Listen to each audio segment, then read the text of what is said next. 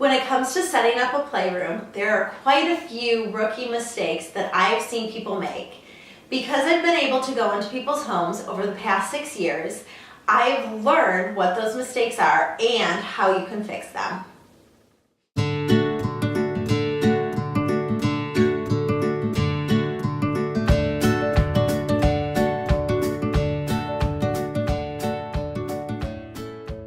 One of the first rookie mistakes I see all the time is that there's no order in the playroom. Another rookie mistake I see is that there's just unclear expectations of where things should go. Is people using free furniture that doesn't actually fit their family's needs. So just because it's free doesn't mean that it is actually going to serve its purpose. Is toys all over the house. Now, there is an exception to this, and that is if the toys are categorized in specific categories and then they're spread all over the house.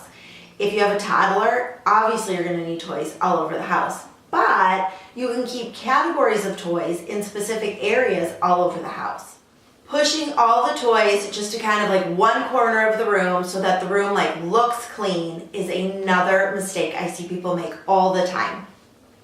With those big giant toys and those big giant cars and trucks and dolls and all of those things, they just kind of get shoved into a corner and then the kids aren't able to play with them because it's too difficult to pull out.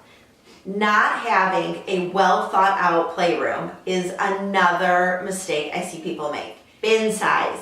I talk about this all the time. Having the right size bin makes all the difference. And finally, the last rookie mistake that I have seen are the kids are not responsible for cleaning up their toys. So how can we fix these rookie mistakes? Let's start by creating a plan. Look at your room and see what kind of flow the room has. If you have doors or windows, make sure that you don't put furniture blocking it. Make sure that the furniture is accessible to the kids. Make sure that they are able to take the bins in and out. For example, this room has a lot of windows. So I created benches out of IKEA Calyx shelves and then used Target Y-weave bins to store all the kids' toys based on different categories.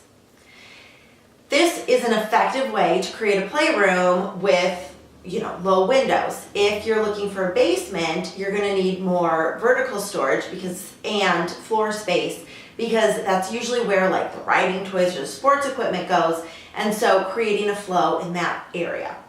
Grouping toys by like items is another easy way that you can avoid some of these rookie mistakes.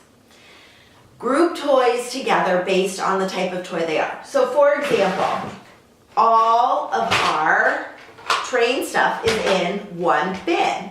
We have all of our cars and trucks in a separate bin. We have dolls in another bin. Finally, label everything.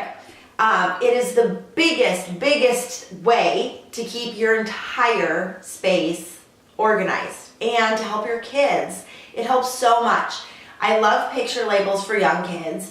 Word text labels is great for older kids who are reading or starting to read. It's great to give them that exposure. So I hope that you don't make some of these rookie mistakes. If you're looking for even more playroom organization advice, I created design plans for 3 different types of rooms that will help you create order in your playroom, that will give you a plan, that will show you the best products to use so that your playroom is completely accessible to the kiddos. I give step-by-step setup and tutorial on how to set up the space, how to organize it, how to categorize everything.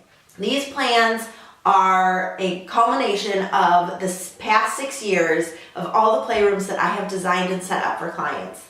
I promise they are amazing and they will totally help you create a plan that will last for your family in your playroom.